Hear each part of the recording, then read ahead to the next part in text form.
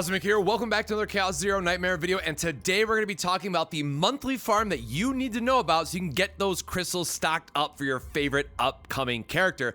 Now we're going to talk about how to unlock it, what to expect, and why I kicked my butt, but then also both the premium and more free-to-play options and who you might want to start investing in so you can get the most amount of crystals before this resets in, well, 12 days. So if that all sounds great, make sure to like and subscribe for future Chaos Zero Nightmare content, as it does help out the channel a ton.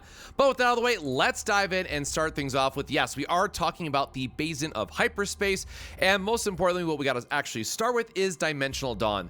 Previously, this second mode, the Twilight, unlocked at account level 50, but they changed it in the last patch note where you only have to clear stage 10, which does have a very meaty Justice boss, and then the other one being a Void weakness. Now again, keep in mind, it is nice that if you can match the element, get the increased damage, break the tenacity ball, and all that stuff, but you can do this off element, and you'll notice that the damage dealt by weakness attacks is amplified, so at least in the basic version, it does want you to upgrade and try to focus on those units.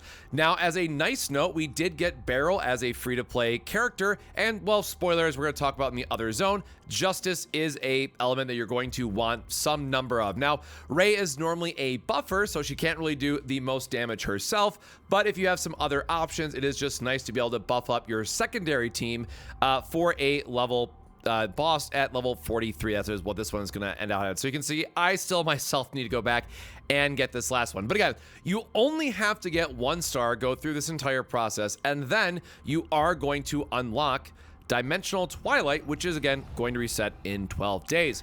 So quick thoughts. I literally just ran through this before I started recording this, and I got my butt kicked at stage 10 pretty bad because I was being a little bit greedy. I'll probably go back and do this on stream, but I do want to talk about the support buff. Now, perhaps to the surprise of nobody, there is a 50% damage of targeting attack cards once per turn. So, spoiler, this is going to be very Haru coded.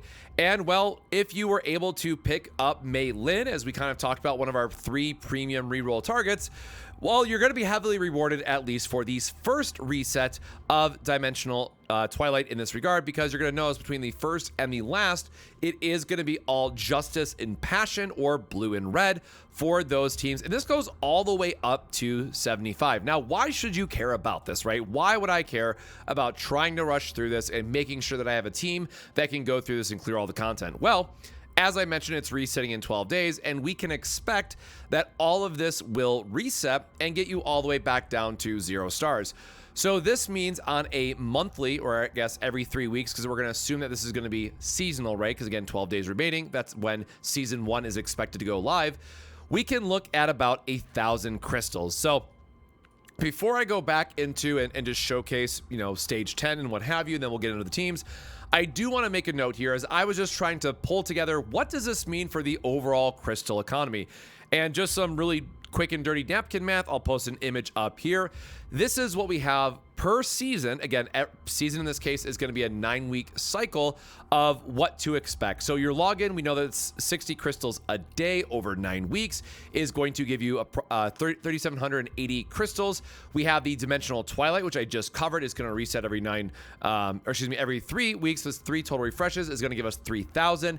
And then the policy office, this one was a little bit harder to gauge, as one thing I will just add as a bonus note here is make sure that you are getting your policy cooldown, because as you're going through this, it is going to have a little bit of a different timer for everyone, depending on the mode that you select, depending on how many D-2 policies you get. It's really hard to kind of estimate this right now.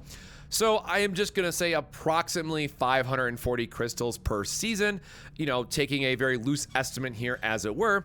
But what this comes down to is approximately 45 to 46 pulls off of the known information that we have for crystals that are resetting and what we have access to in game.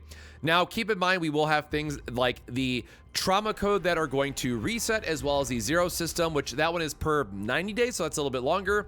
But it's a very long-winded way to say that there's not a lot of crystals that we have access to, so I definitely would recommend maybe not rushing, don't spend crystals for the sake of progress to get through this and try to clear stage 10, but do keep this as something in mind that you're going to want to clear in 12 days as much as you comfortably can to get the most amount of crystals.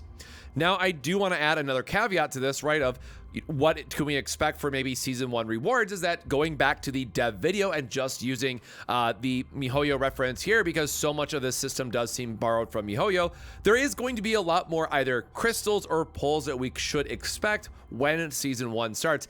Now, a week from now, we can expect the dev letter of going into the actual details of it and sharing that information of maybe what rewards we can expect, what is the seasonal progression going to look like. There's a lot more to be answered at the time of this recording that we'll cover in a future video, but I at least wanted to introduce what we can expect from Dimensional Twilight and why you should be focusing on potentially some of the other teams. Now, again, just to click through these so you can kind of see what you're dealing with. Again, level 35 for stage 1.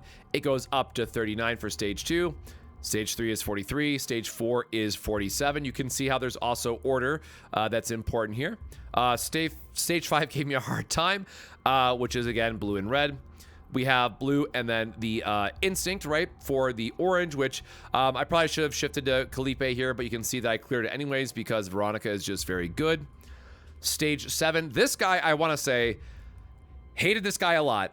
The frost effect that he has will absolutely slow you down, so you want to try to, whatever ramp up strategy you might have, like Haru, for example, you're definitely going to want to try to burn in the first stage and then just do one big slam if you can to kill this guy, because if you're like me, who has a very high recycled go through your deck setup and what have you system, this guy just straight counters you. So, maybe we'll do a more detailed guide in the future once I have more time to get better save data, because that was the biggest thing that held me back personally from my Haru. But in the second one, it's just the standard AoE fare, and it was actually perfectly fine using a mix of Kairon and Veronica. It's just the Frost guy really slowed me down in the first one.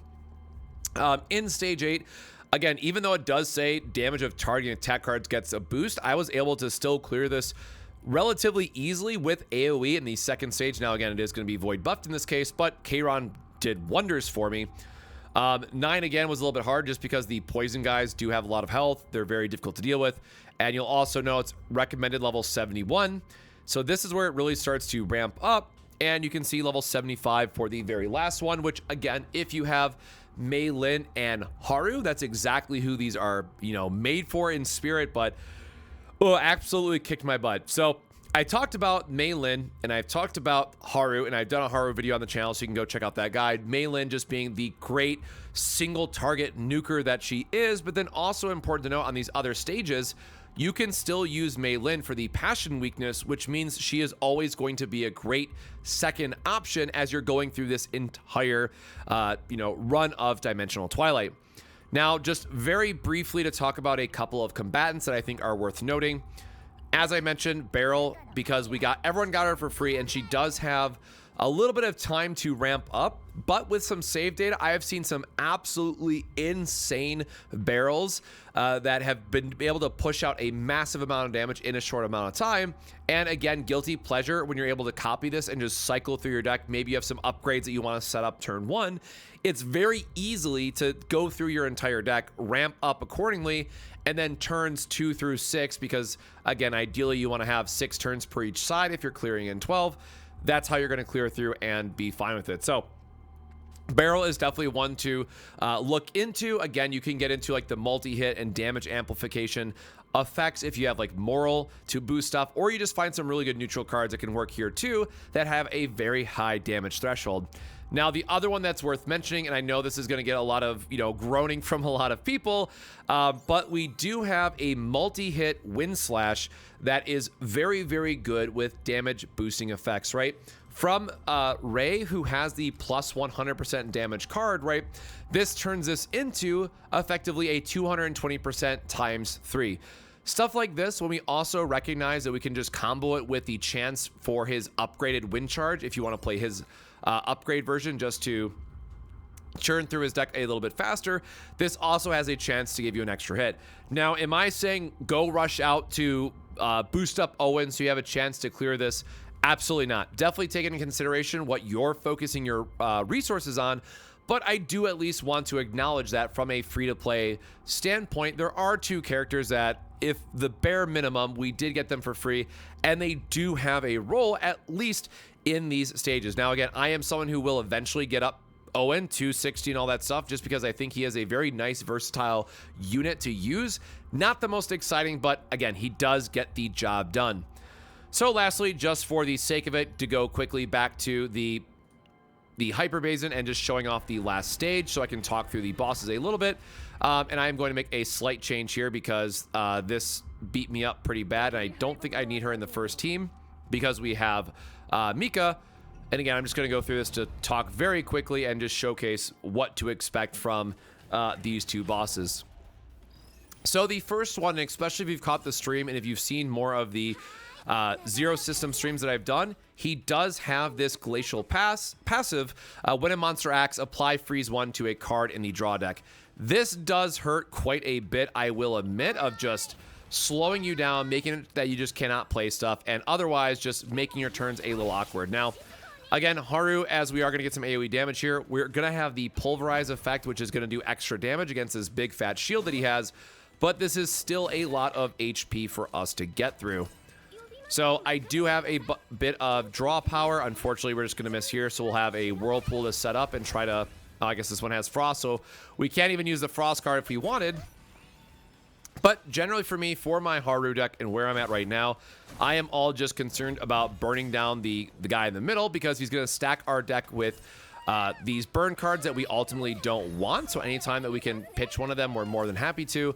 And just try to stem the bleeding. So unfortunately, we're not getting a lot of our early draw cards and things of that nature. So not really having that good of a start.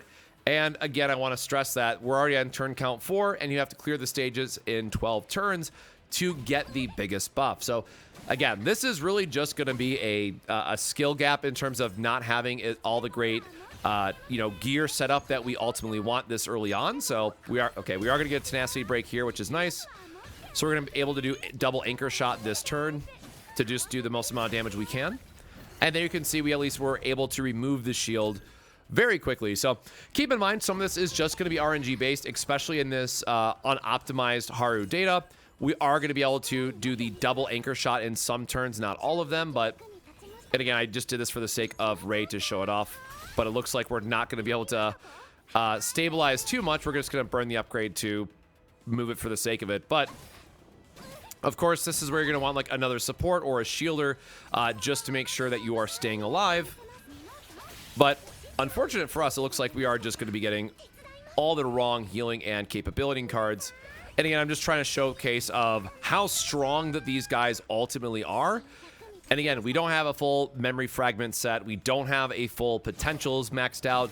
We are extremely undergeared for this content, as well as just being stuck with some unoptimized decks in this case, which again are going to slow us down even more, not having the memory fragments and what have you. So looks like this might be the end for us for this run in particular. Again, we're going to get double tenacity here, which is nice.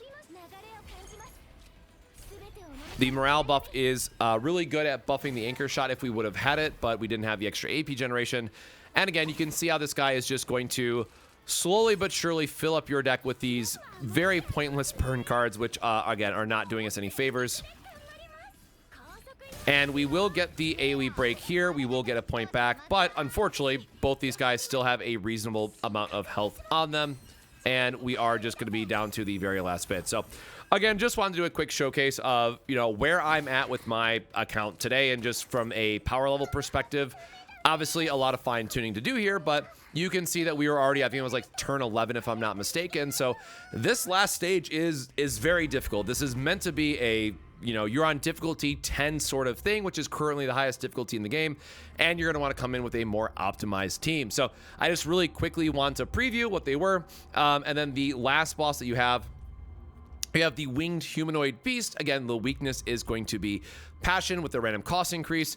And then this is the Dark Humanoid Beast, which we've seen in the Zero system, which can just disrupt your play patterns even more. So I wouldn't stress about these later stages too much, but if you can clear the first 4, I would say that's a very good spot to be in. Again, we have 12 days at the time of recording to clear all this, and it will reset with Season 1. So that's a quick view of, the monthly crystals that we have so far today. So how are your teams coming along? Are you progressing nicely? I think I've seen a lot of people in Discord saying they're getting close to count level 40, which is going to unlock zero system, unlock better farming. A lot of huge stuff to look forward to once you hit a count level 40. But if you are stuck on a certain growth mission, don't worry, you're almost there. And we will want to, we have 12 days before season 1 when the real fun begins. So a little bit more time to go. But until the next time, my friends, thank you so much again for always supporting the channel. It's been, again, amazing experience with everything so far. But until the next time, stay safe, stay hydrated, and we'll see you in the next video. Cheers.